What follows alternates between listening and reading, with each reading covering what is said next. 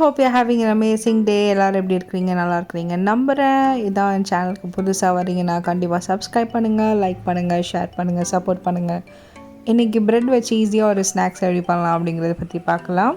இது வந்து ரொம்ப சிம்பிள், வீட்டில் இருக்கிற ஐட்டங்களை வச்சு ரெடி பண்ணிடலாம். ஸோ நான் இங்கே வந்து half tomato, half capsicum, half onion, அதுக்கப்புறம் சீஸ் ஸ்லைஸ் வந்து கட் பண்ணி வச்சுருக்கேன். அதுக்கப்புறம் கொஞ்சமாக ப்ரெட் எடுத்திருக்கேன்.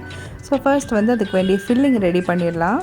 நான் வந்து இப்போ கட் பண்ணி வச்சுருக்கேன் அந்த டொமேட்டோ, கேப்சிகம், ஆனியன் எல்லாத்தையுமே வந்து ஒரு பவுலில் வந்து மிக்ஸ் பண்ணிவிட்டு கொஞ்சமாக சால்ட், அதுக்கப்புறம் வந்து பெப்பர், அப்புறமா பெரி பெரி மசாலா போடுறேன். உங்கள்கிட்ட வந்து பீஸா டாப்பிங், ஆரிகனோ, சில்லி ஃப்ளேக்லாம் இருந்தால் நீங்கள் அதை ஆட் பண்ணிக்கோங்க. என்கிட்ட அது இல்லை. ஸோ இல்லாத மாதிரி இருக்கனால நான் பெரி பெரி மசாலா ஆட் பண்ணியிருக்கேன். உங்களுக்கு வேணும்னா நீங்கள் வேறு ஏதாவது எக்ஸ்ட்ரா ஃப்ளேவர் உங்கள்கிட்ட இருந்தால் கூட நீங்கள் ஆட் பண்ணிக்கலாம். இதை இப்போ நல்லா மிக்ஸ் பண்ணிவிட்டு இந்த மசாலா வந்து எல்லாத்தையும் கோட் ஆகிற மாதிரி நல்லா ஈஸியாக அதை மிக்ஸ் பண்ணிடணும். மிக்ஸ் பண்ணதுக்கப்புறமா மொசரல்லா சீஸ் ஆட் பண்ணுறேன். நான் ஃபஸ்ட்டு வந்து இந்த ப்ரெட்டோடைய புல் பண்ணும்போது ஒரு ப்ரெட் புல் வந்துச்சுல, சீஸோடைய அந்த ஸ்ட்ரெச் இருக்கும்ல, அது அந்த ஃபீலுக்காக மொசரல்லா சீஸை நான் ஆட் பண்ணுறேன். இது கூட ஹோம்மேட் வீட்டில் செஞ்ச டொமேட்டோ சாஸை ஆட் பண்ணுறேன். அதோடைய ரெசிபி நான் அப்புறமா நான் போடுறேன். இப்போ இதெல்லாம் போட்டு நல்லா மிக்ஸ் பண்ணிக்கணும். சீஸ்லேயுமே சால்ட் இருக்கும், அதனால் ரொம்ப சால்ட் போட வேண்டாம். இப்போ வந்து நான் கப் கேக் ட்ரே வந்து எடுத்திருக்கேன். இதில் ப்ரெட் எப்படி ப்ளேஸ் பண்ண போகிறேன், ப்ரெட்டை வந்து 4 கார்னரில் கட் பண்ணியிருக்கேன்ல, இது ஒன்று மேலே ஒன்றா ஓவர்லேப் பண்ணி நம்ம அதுக்குள்ளே அப்படி ஸ்டஃப் பண்ணி வைக்கிறோம். நான் இப்போ இதை எப்படி பண்ணணும்னு வச்சு காட்டுறேன். 4 கட் பண்ணியிருக்கோம் இல்லையா, அதை ஒன்று மேலே ஒன்றா வச்சு இப்படி வைக்கும் போதே அது உள்ளே அப்படியே ஸ்டஃப் பண்ணி அதை ப்ரெஸ் பண்ணி விட்டுறணும். நான் பேன் ஆல்ரெடி பட்டர் போட்டு நான் க்ரீஸ் பண்ணியிருக்கேன். ஸோ அது ஈஸியாக வந்து ஸ்டிக் ஆகிடும். அந்த மாதிரி நீங்கள் உள்ளே வச்சு நீங்கள் ப்ரெட்டை ஓவர்லேப் பண்ண இடத்த நீங்கள் கொஞ்சம் ஜாயின் பண்ணி விட்டுட்டிங்கன்னா அது அப்படியே செட் ஆகிரும். இப்படியே நான் வந்து ஒவ்வொரு கப்பாக நான் வந்து ஃபினிஷ் பண்ணுறேன். இது வந்து பார்க்க கஷ்டமாக இருக்க மாதிரி இருக்கும், பட் ரொம்ப ஈஸி தான். நீங்கள் அதை வச்சு லாக் பண்ணிடலாம். சீஸ்லாம் போடும்போது அது நல்லா ஈஸியாக செட் ஆகிரும். ஸோ அந்த மாதிரி 4 கட் பண்ணி ஓவர்லேப் பண்ணி அதை வச்சிட்டிங்கன்னா அது எட்ஜஸ்லாம் ஃப்ளவர் மாதிரி இருக்கும். இப்போ ஈஸியாக அதை ரெடி பண்ணியாச்சு. இப்போ ஃபஸ்ட்டு வந்து ஸ்லைஸ் பண்ண சீஸ் உள்ளே போடுறேன். அது உள்ளே வந்து வச்சு அது சீஸ் வந்து கொஞ்சம் மெல்ட் ஆகும்போது அது க்ரிப்பாக பிடிச்சிக்கும். அப்படிங்கிறதுனால ஃபஸ்ட்டு அதை வச்சுட்டு அதுக்கு மேலே நம்ம ரெடி பண்ணி வச்சுருக்கிற இந்த ஃபில்லிங் வந்து நான் ஆட் பண்ணிக்கிறேன்.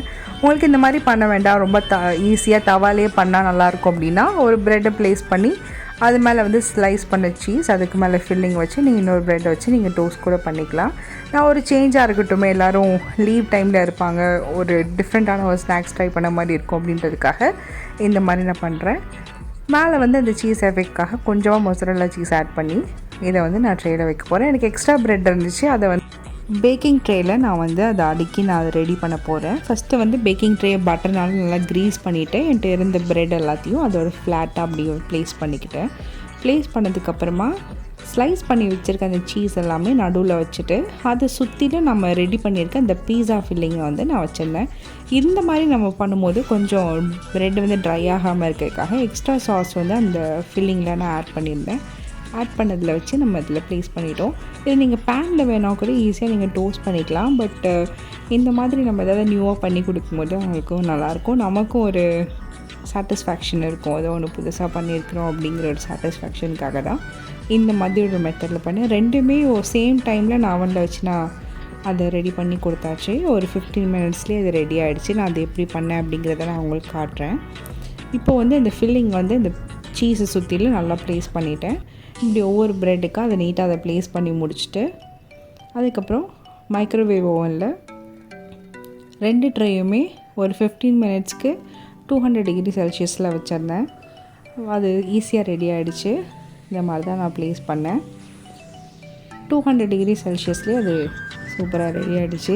ரெடியானப்போ மேலே லைட்டாக ப்ரௌன் ஆன மாதிரி கரிஞ்ச மாதிரி எப்படி இருந்துச்சு, பட் ஓகே, டேஸ்ட் வந்து சூப்பராக இருந்துச்சு. நீங்களும் கண்டிப்பாக நீங்கள் ட்ரை பண்ணி பாருங்கள்.